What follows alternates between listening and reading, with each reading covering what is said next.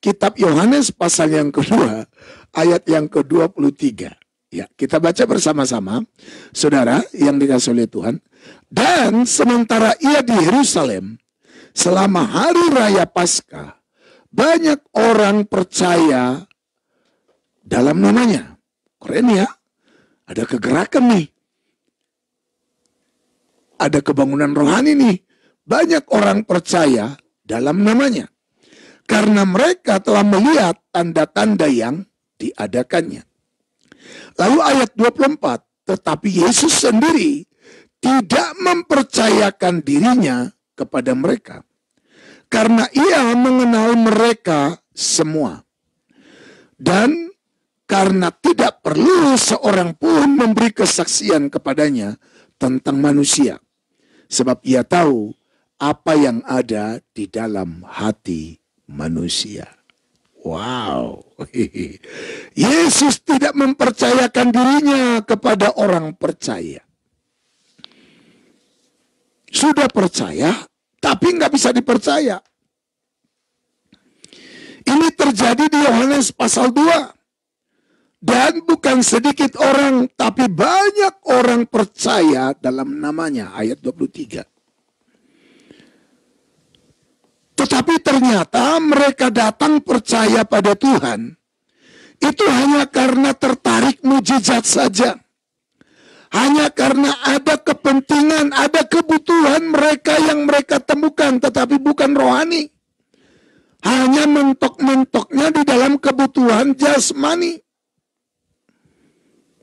Makanya sangat berbahaya kalau dalam ibadah kita datang hanya karena mengharapkan supaya Tuhan menjawab doa kita tentang segala pergumulan kita. Memang bagus, saudaraku yang dikasihi oleh Tuhan, kalau kita datang menyerahkan semua pergumulan kita kepada Tuhan.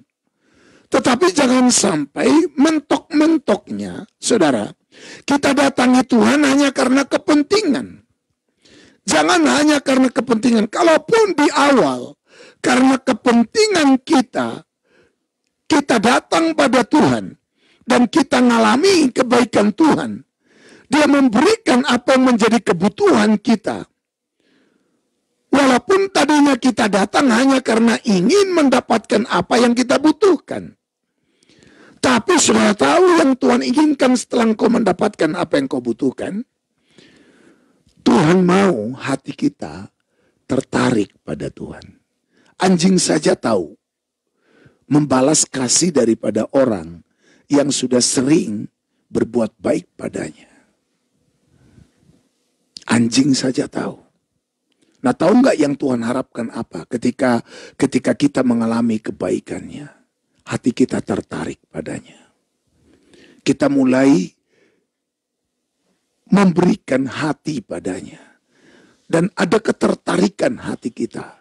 Makin kita melihat kebaikannya diberikan, dinyatakan dalam hidup kita, harusnya kita makin terpesona bagi dia. Jangan seperti orang Israel di dalam Yesaya pasal yang pertama, saudara. Ya, dalam kitab Yesaya pasal yang pertama, ya, firman Tuhan berkata, saudara, ya, lembu mengenal pemiliknya. Ya, lembu mengenal pemiliknya, tetapi Israel tidak. Mari kita buka, saudaraku, di dalam ayatnya yang ketiga. Yesaya pasal pertama, ayat yang ketiga, berkata begini. Lembu mengenal pemiliknya, tetapi Israel tidak. Berarti, lembu lebih baik dari orang Israel pada waktu itu. Jadi, listen, saudara. Kalau kita jadi orang percaya, tidak bisa dipercaya Tuhan, lembu masih lebih baik dari kita. Binatang lebih baik dari kita di pemandangan Tuhan. Pantas Tuhan bilang, aku tidak pernah mengenal kamu. Dalam ayatnya yang ke-23. Di dalam Matius pasalnya yang ke-7. Kamu pembuat kejahatan. Sudah ngalami kebaikan Tuhan. Ngalami mujizat Tuhan. Tapi masih belum melekat hatimu kepada Tuhan. Kau tidak mengejar dia sebagaimana semestinya.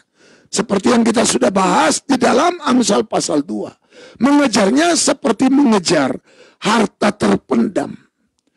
Mengejar Tuhan seperti mengejar perak dan harta terpendam. Mencondongkan hati kita pada Dia.